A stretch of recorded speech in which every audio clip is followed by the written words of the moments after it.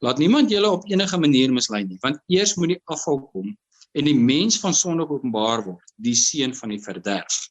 Die teenstander wat hom verhef bo al wat God genoem word, of voorwerp van aanbidding is, sodat hy in die tempel van God as God sal sit en voorgee dat hy God is. Vers 4 is in vandag se teologie baie gewild om te sê daar gaan antichrist opstaan, die man van sonde.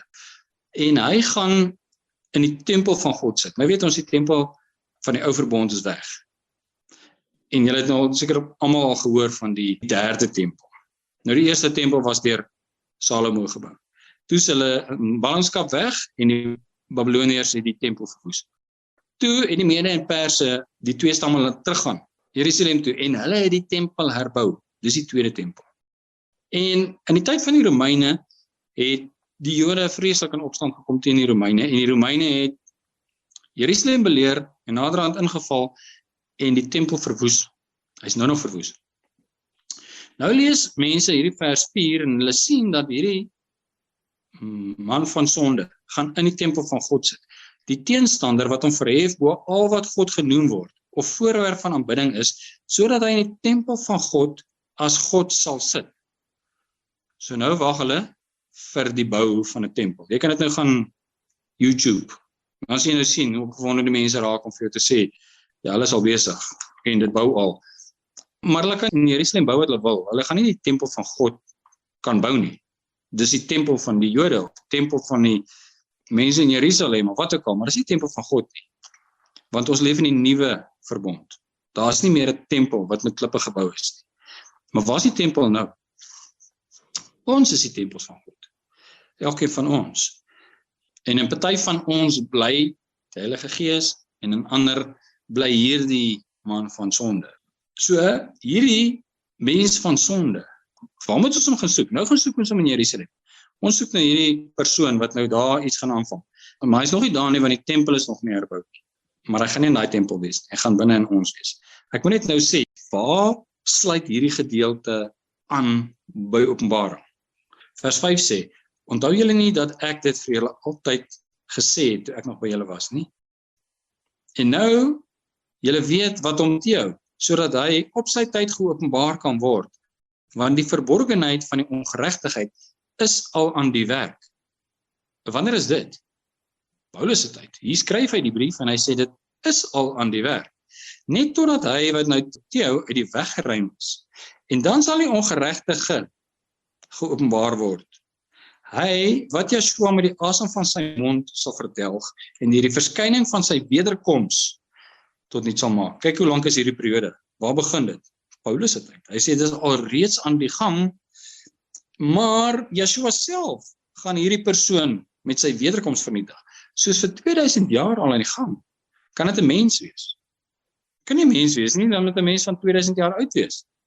En daar's niemand so oud nie. So wat is hier aan die gang? Van wat praat hy? Hy, vers 9, wie se koms is volgens die werking van die Satan. Okay, Satan geïnspireer. Nou nie dadelik weer dink aan mense wat duiwelbesete is nie. Satan inspireer op baie maniere. Met allerlei kragtige dade en tekens en wonders van die leuen. En met allerlei verleiding van ongeregtigheid en die wat verlore gaan. So hierdie ding gebeur, dis die tempel van God, is die mense, is God se geslag, is die tempel van God. Dit sê nie met 'n Christen wees. As jy 'n Christen is, en 'n definisie van 'n Christen is nie 'n kerkmens, dis, kan ek maar sê, dis die tyd van Paulus, hierdie mense vir wie hy skryf, is Christene, dis mense wie se lewe oorgegee is aan Yeshua, hulle het nie ander belang in hierdie wêreld nie, hulle burgerskap verander. Dan is jy 'n tempel van God, waar God in sit, want dis wat hy sê.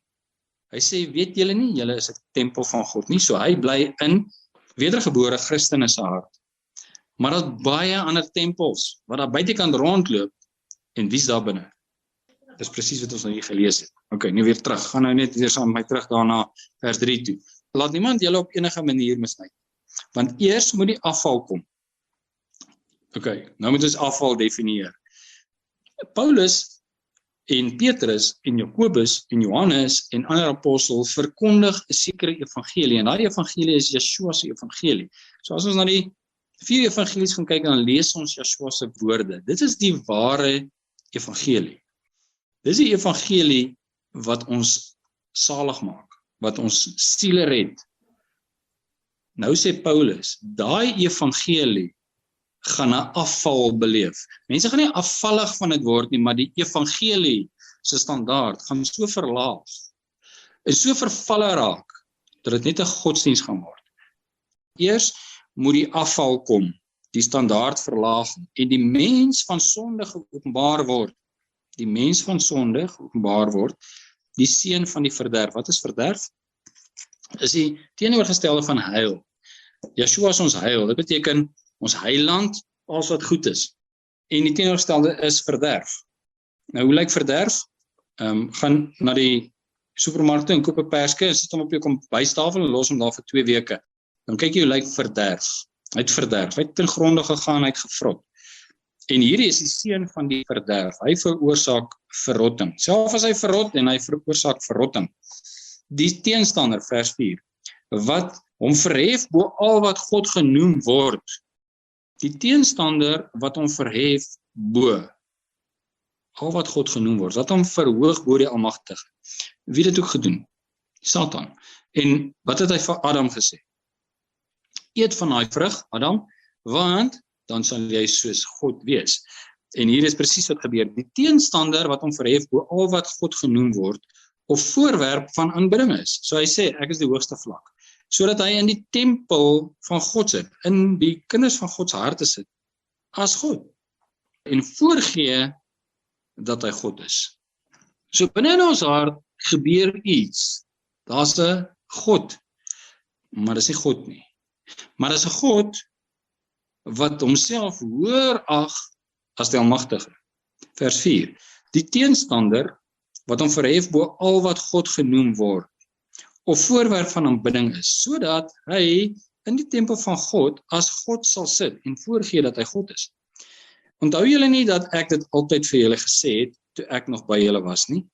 En nou, julle weet wat hom teehou, sodat hy op sy tyd geopenbaar kan word. Nou hier praat hy van 'n spesifieke gebeurtenis, 'n verandering, en dis die afval. Daar gaan 'n afval gebeur, en as die afval gebeur het, gaan daar 'n God in die mense se harte ingaan, wat sê dat ek is die Almagtige, en die mense gaan dit glo. Hy gaan in die tempel van God sit, en sê dat hy God is, en mense gaan dink hulle aanbid God, maar dit is hierdie ander persoon wat daar sit. Maar onthou, hierdie ander persoon kan 2000 jaar oud word. Dis nie 'n mens nie, 'n mens kan in elk geval nie in jou hart gaan bly nie, maar 'n lering kan in jou hart gaan bly. So dat op 'n stadium 'n lering, 'n teologie ontstaan, wat sê, dit is God, maar dis nie God nie. En dis die afval waarvan Paulus praat, en hy sê iets hou dit terug, maar dit gaan gebeur.